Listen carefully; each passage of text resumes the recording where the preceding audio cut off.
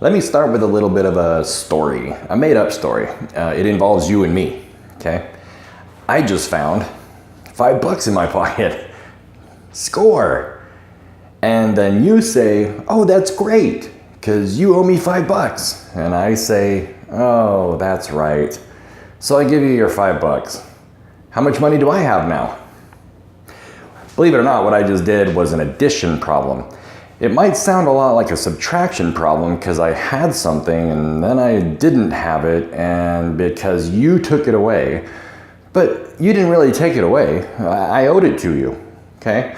So what I really did there was an addition problem. Let me show you on this number line what happened during that little story, all right? All of a sudden, I found $5. Yay! And then you reminded me that I owe you $5. Okay? We didn't actually subtract necessarily.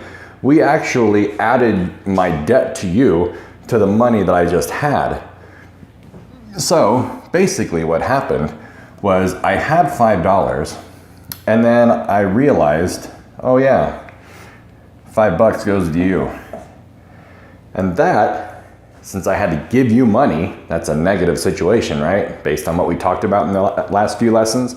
Since it's a negative situation, I had to move to the left on this number line 5 spaces, which left me here, okay?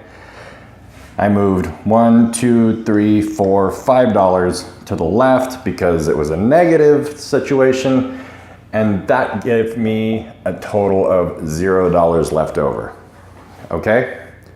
Addition is different with integers. We're so used to adding 2 numbers together and seeing them get bigger.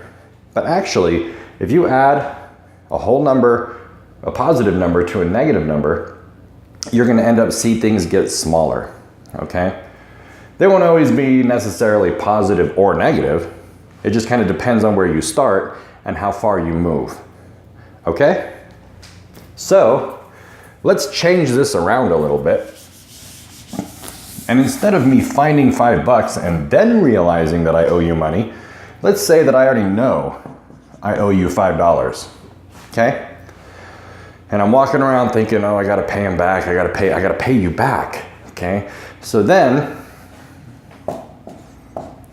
the debt that I'm starting with is the first number in my addition sentence. And then I'm doing my laundry and I'm folding my clothes and I reach in my pocket and I find $5. So I started in debt, then I just found $5. That's a positive situation. I found $5, okay? That means I get to go 5 spaces in the positive direction. And instead of now being $5 in debt, and that being the first thought I had, I just moved in the positive direction, okay? My worth, if you want to think about it this way, my value just got bigger because it was really small before when I was in debt. And then I found that $5 and I paid you back, and now I'm back at 0. I'm back even. I don't owe you any money, I don't have any money, but at least I don't owe you any money, okay? So there's the same kind of story, just with a different starting place. All right, that's addition. Let's look at another one. Okay, I want to know, and we're going to play around with all kinds of different combinations of positive and negatives here. Let's start with one that we kind of already know. You can look at that and say, oh, duh, it's 4, okay? But let's put it on the number line just so we know that we're clear on how this movement works. I'm starting with a positive number here, and I'm adding a positive number. And that just means that now I'm going to move in the positive direction from this starting point. Starting point, direction, and quantity that I move is how you read an addition sentence. So I was at 2, I just went 1, 2 spaces, and I landed here at 4. That makes sense, right? That shouldn't be too hard to grasp. But I want to make sure that you do, because it really helps to see this in action when we start doing what the things I did before and the things I'm going to do now and moving in different directions. Let's put a negative in here. 6 plus, let's say, -8. Okay? Remember, the first number is where you start. So here's my starting point, 6. This tells me that I'm going to move in which direction? It's a negative situation. That means I'm moving to the left, right? So I'm going to be moving this way, and this number tells me how many spaces am I going to be moving that way. So here's 1, 2, 3, 4, 5, 6, 7, 8. I land on -2. That is my answer. Okay? So far, so good? Let's try putting 2 negatives in there. Let's start at -3, and let's add a left movement of 4. -3 plus -4. Starting point is the first number. This tells me to move in the left direction, the negative direction, 4 spaces. 1, 2, 3, 4. I'm going to land here at -7.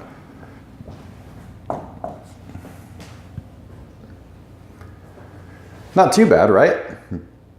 Number lines are great. Number lines really help you to visualize what's happening in a mathematical sentence like this. I have a starting point, I have direction and distance, and that tells me where I'm going to end up. All right? Let me show you something else. I'm going to get rid of this number line for now. And let's go way back.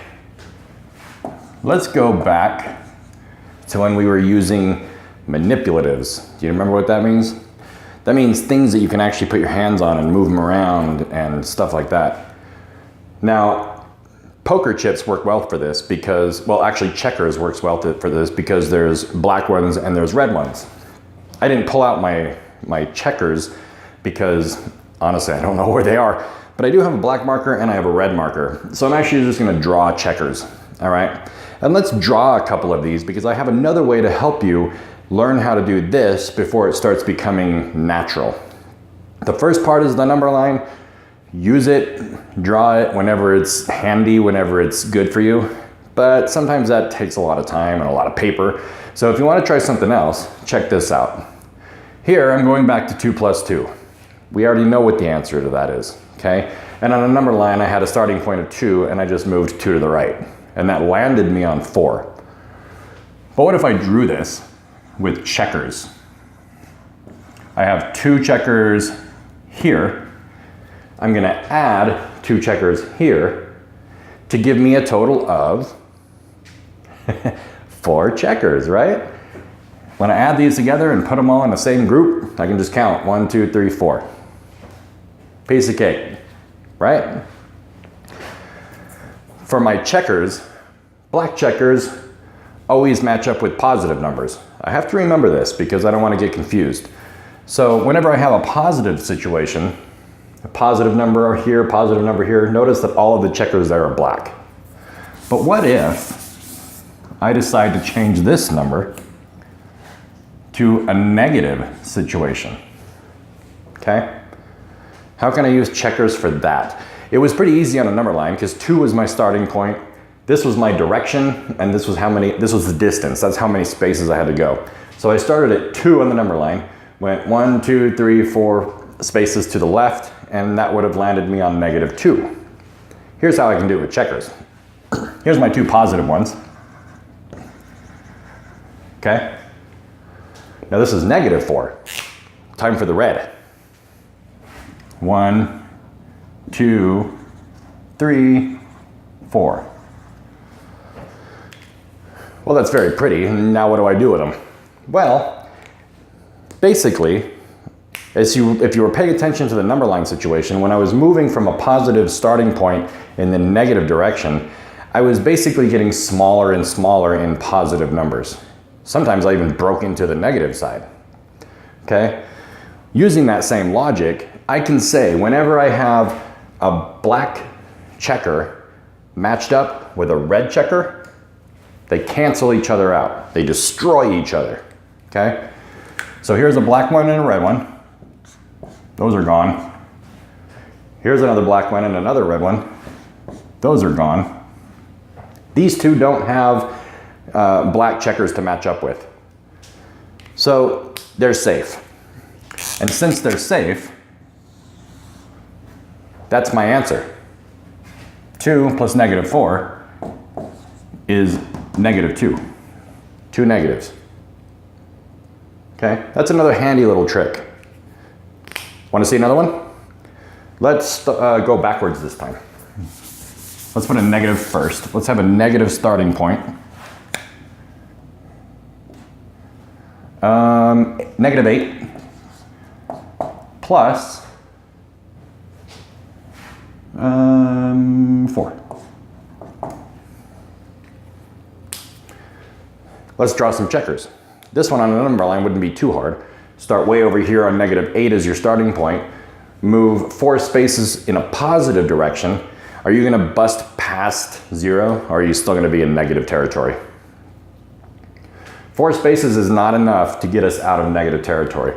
So just by looking at that, we should be able to realize that we're still going to have a negative answer. Let's see how this goes.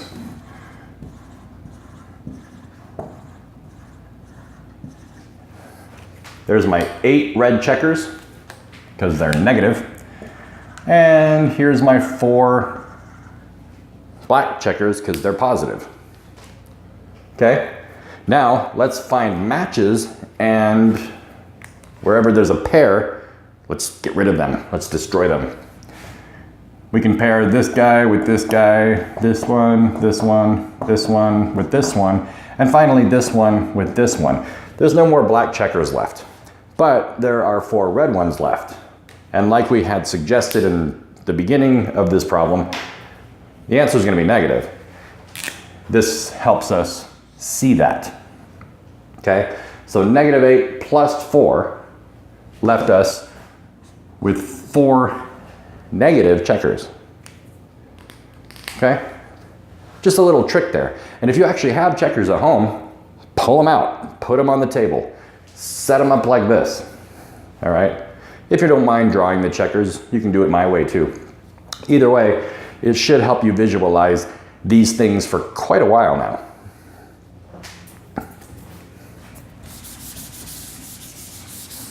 Okay, that's addition. And the rule is going to be the same no matter what. Let me do one more addition problem with some bigger numbers, okay? Since we've seen the number line and we've seen the checkers, what if we had something like -45 plus 27?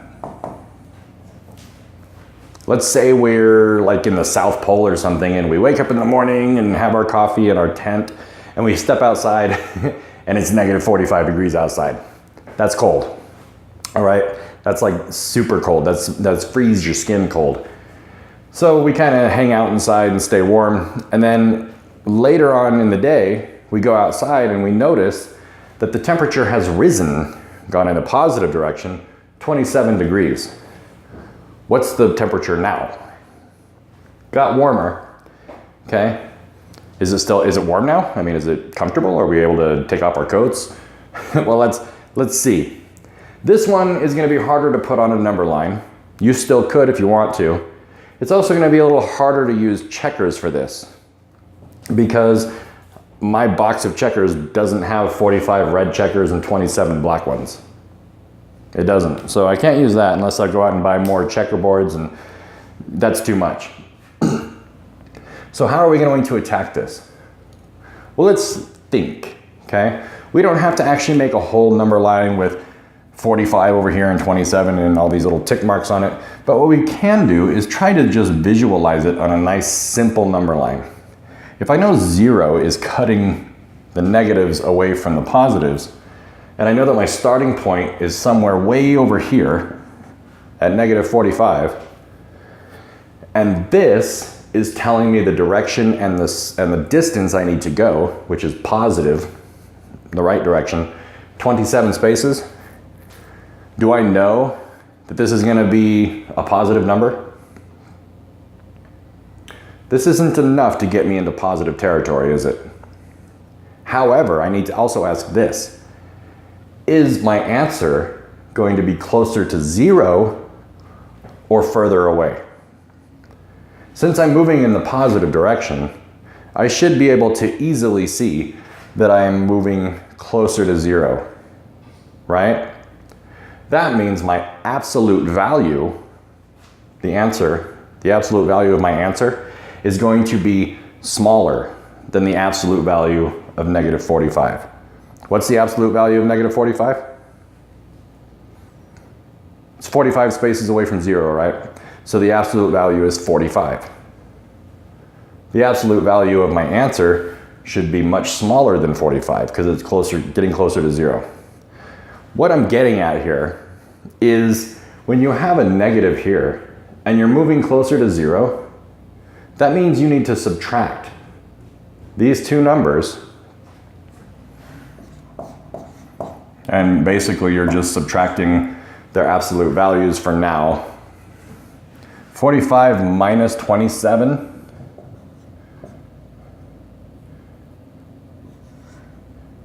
is 18.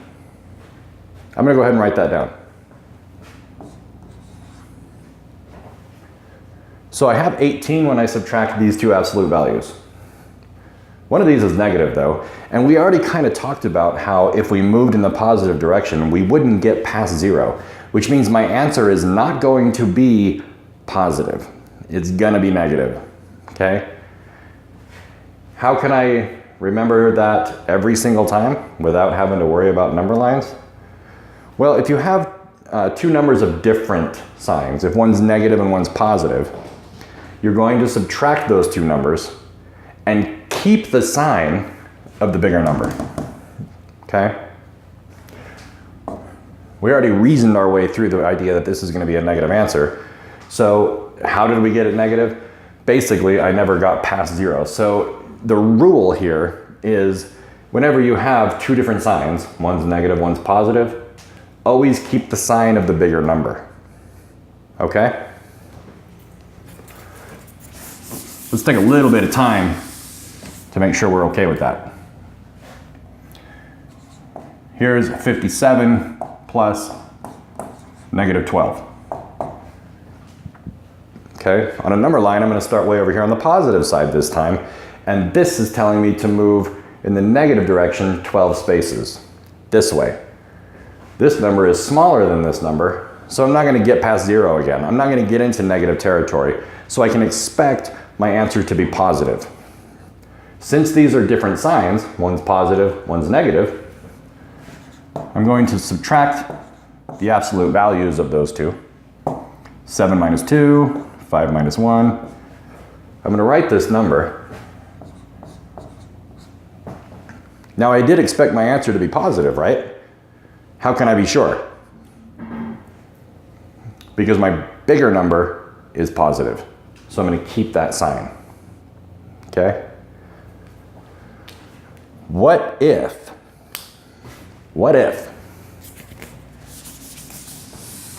both of these larger numbers,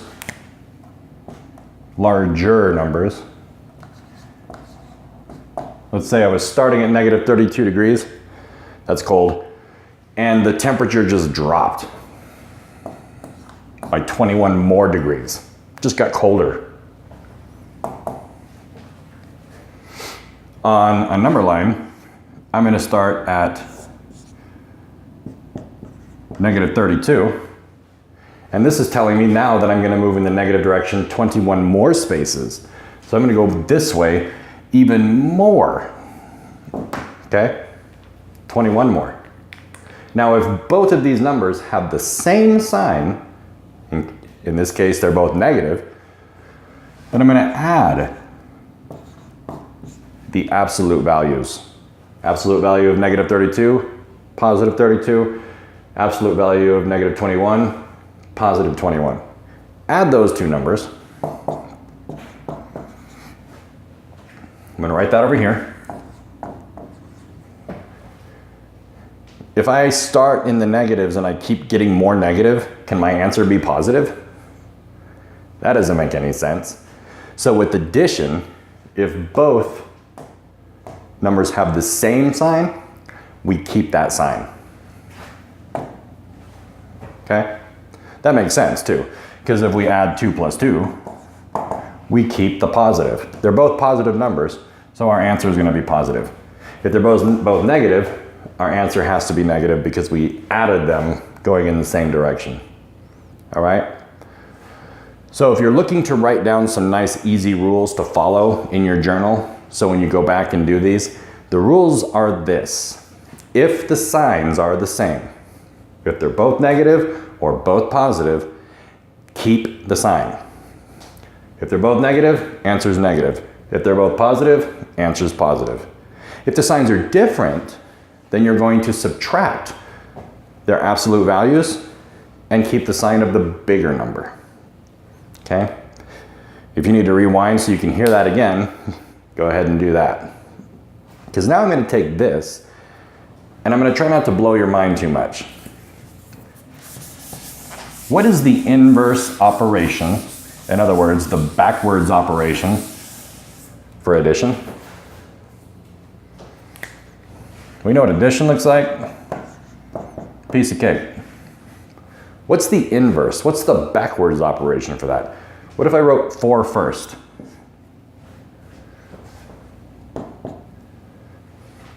The inverse is called subtraction, right? The inverse of this equation is 4 minus 2 equals 2. I basically just flipped it backwards and changed that operation to make it true. Back in elementary school, or maybe in elementary level texts or lessons, they always said that subtraction is the same as take away. They would read it as 4 take away 2 is 2. Sometimes that's okay. But now that we're in integers, we need to kind of forget that takeaway is the definition of subtraction, because it's really not. I just showed you that subtraction is the inverse of addition, okay? That's important because this subtraction sign to you no longer means take away. Now it means the opposite of addition, or the inverse of addition. 4 minus 2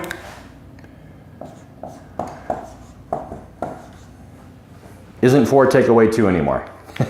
For you, now it's this. 4 plus the opposite of 2 is 2. Why is that? Why am I messing with you like this? Because it's not always going to be taking things away. Sometimes subtraction is going to show us that we're actually adding things, okay? So anytime that we see subtraction, we're going to invert it back to addition so that we can not get so stuck on the takeaway idea, okay? 4 minus 2 is 2. We know that. But this minus doesn't mean takeaway anymore. Now it means that we're going to add the opposite, okay?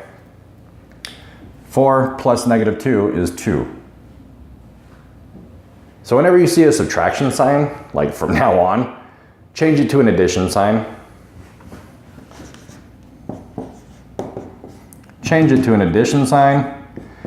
And keep in mind that when we change it to an addition sign, we're also changing this number to its opposite.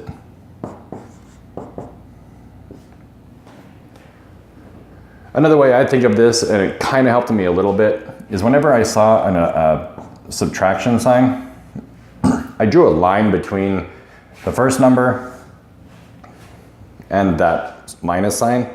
And basically what it showed me is that I have two numbers split up by this line. The first number, 5, that's a positive 5. And on the other side of the line that I just drew, I have a negative 4. That line represents addition, okay? It just means that I need to bring these two together using addition.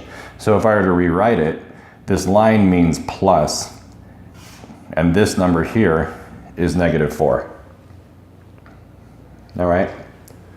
So now that we have kind of a beginning of subtraction and its new changed identity, let's look at a couple of ideas in math form.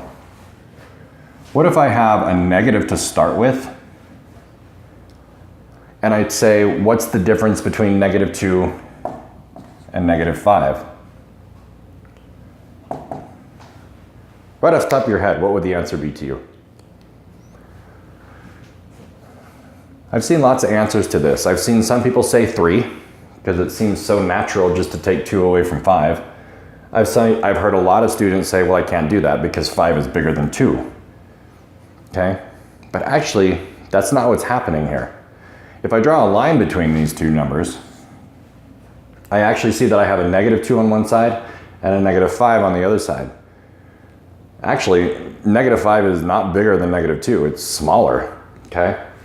But if I were to rewrite this and realize that this line right after that first number is the same as addition, it's representative of addition, and then I bring down my second number, I see that I actually have an addition of 2 negative numbers. Now if I have a negative starting point and then I get more negative, what sign does my answer have? Or go back to the little cheat sheet that you had, that the rules that I told you, and if the signs are the same, if they're both negative, then my answer is negative, right? And I just add those 2 numbers. All right? Let's try a different one.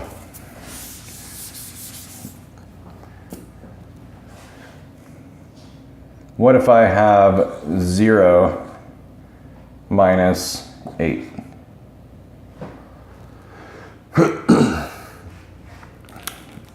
Again, what is your answer when just looking at that? Because I've had some students say, well, it's 8, because 8 minus 0 is just 8. But that's not what's happening here. I'm not subtracting 0 from 8. I'm showing subtraction from 0 to, from 8, or no, 8 from 0, okay? So again, I'm gonna draw a line right after this first number to split these guys up, okay? And I'm gonna realize that this line that I just drew represents me adding 2 numbers together. So here's 0, here's plus, here's negative 8. If I start at 0 and I move 8 in the negative direction, I'm gonna land on negative 8, okay? Is that kind of sticking? Because I have one more weird one to show you.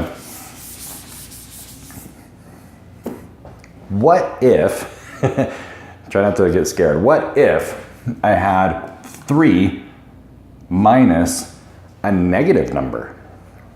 What if I had 3 minus, and I'm going to put it in parentheses so that these two don't get mixed up and stuck. Okay, what if I had those? 3 minus negative 4. Well, again, I don't want to use subtraction. I'm not taking away negative 4 necessarily. I'm actually showing direction. So, and this is a weird one because when you have 2 of these together like this, you're actually going to read it as 3 plus the opposite of 4. Let me go ahead and write that same line that I did before. Remember that line right after this number? And that line represents addition. So let's bring down this 3 and let's write addition right here. Now what do we do with this guy? Do you remember when we talked about opposites in, I think it was the last lesson? This doesn't read minus negative 4 if it's all by itself. What does it actually say? Do you remember? Can you read this from left to right? It actually reads the opposite of negative 4. Remember that? What is the opposite of negative 4? If negative 4 is over here, on this side of the 0, where is its opposite? It's on the right. It's positive 4, right? So if I draw a line after this first number and I'm left with this big mess, I need to recognize that when I have this minus sign and this negative sign, I'm actually looking at a statement that says opposite of negative 4. Okay? And the opposite of negative 4, like we just discussed, is positive 4. Okay? So this becomes a pretty easy addition problem, actually. 3 minus negative 4 is 7, because I changed it into a much easier to deal with addition problem by splitting them up and recognizing now there are two numbers that I need to add. Okay? And also using my previous superpower knowledge of opposites. Want to see one more? Just so I can talk through it one more time?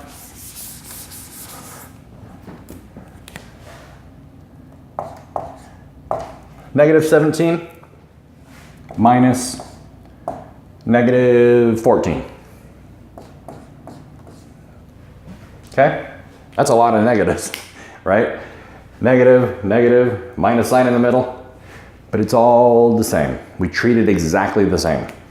Right after this first number, which is negative 17, I'm going to draw that line to split these guys up because I know that I'm going to want to add them. Okay? Let's go ahead and bring down negative 17 plus, and again, we have a minus sign outside of a negative number, and we're going to read that as an opposite statement. We want to know what's the opposite of negative 14. And again, if negative 14 is way over here on the left, where is its opposite? It's on the right of 0. That makes it a positive number. So opposite of negative 14 is positive 14. So now I have negative 17 plus 14. What do I do with these? Well, you could put it on a number line or you could use checkers. Always helpful, but that's a lot of checkers and it's kind of a big number line. So let's go back to the rules that we had written down, where if we have a negative and a positive, the signs are different. I'm going to subtract these two absolute values, which gives me 3. And I'm going to keep the sign of the bigger number. 17 is a bigger absolute value, right? So I'm going to keep that negative.